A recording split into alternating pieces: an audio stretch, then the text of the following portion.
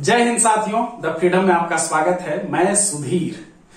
साथियों, हम लोग भगत सिंह का मुकदमा श्रृंखला को आगे बढ़ाते हैं और पिछली गवाही हमने देखी थी पिछले वीडियो में, जब हंसराज बोहरा क्रांतिकारियों के खिलाफ गवाही दे रहा था, जो कि सक्रिय सदस्य था क्रांतिकारी दल का और गद्दार बन गया था। 28 और 29 मई 1930 को उसकी गवाही हुई थी।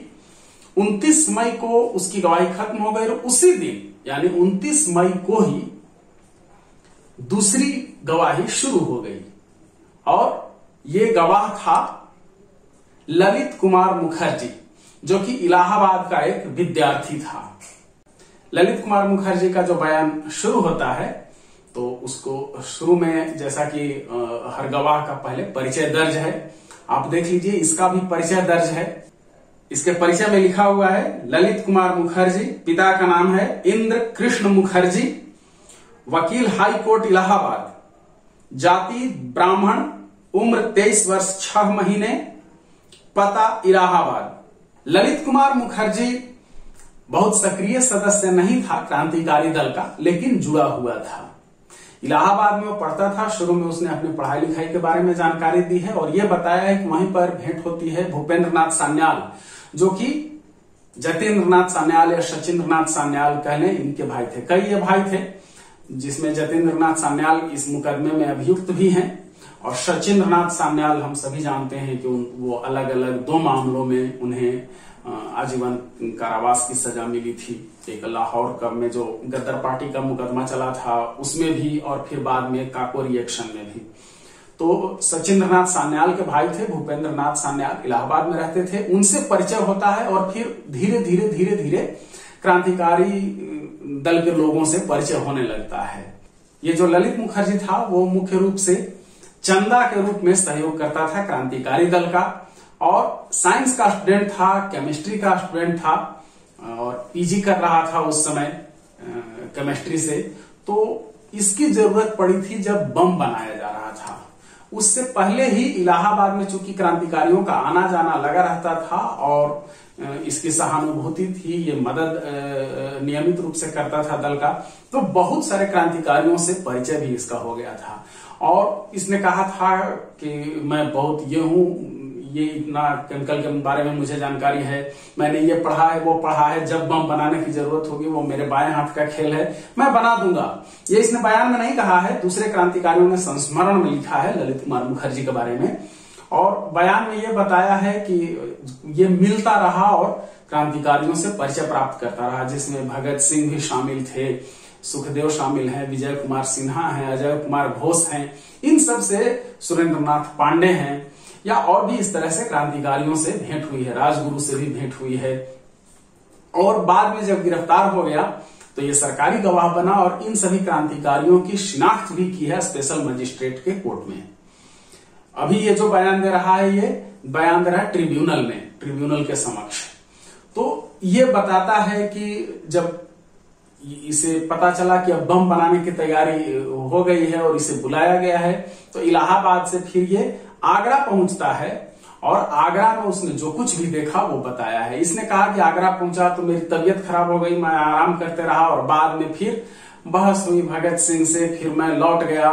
बम बनाने के समय मैं इलाहाबाद से अपना एक कंबल और अपना स्टोव ले आया था, जो कि स्टोव खराब हो गया और कंबल गुम हो गया था।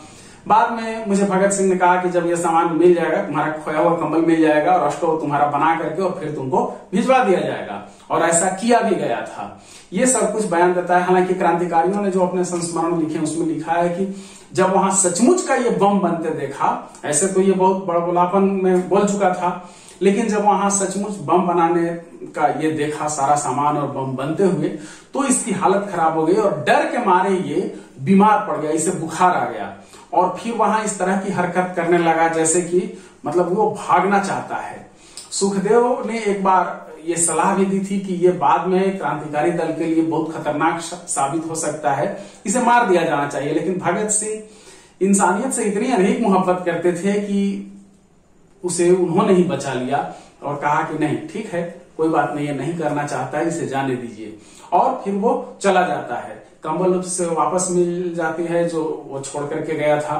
स्टोव फिर उसे सूचना दी जाती है कि स्टोव तुम्हारा बना करके भेज दिया गया है, लेकिन कहता है कि स्टोव मैंने नहीं लिया, क्योंकि वास्तव में वो स्टोव अजय कुमार घोष का था। और फिर गिरफ्तारी के बारे में अंत में, अपने बयान के अंत में ये जानकारी देता है। इसका बयान 2 दिनों तक चलता रहा है, मतलब ये 29 के बाद 30 को भी इसका बयान जारी रहा।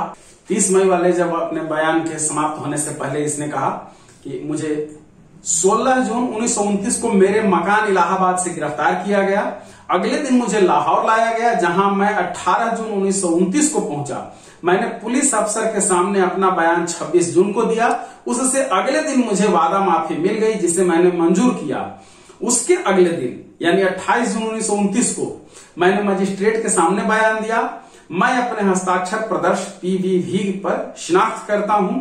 यह माफी की मंजूरी का फॉर्म है। जो बयान मैंने मजिस्ट्रेट के सामने दिया वह मुझे पढ़कर सुनाया गया, वह सही लिखा गया था। मैंने उस पर अपने हस्ताक्षर किए थे, जिसे मजिस्ट्रेट ने बयान में लिखे थे।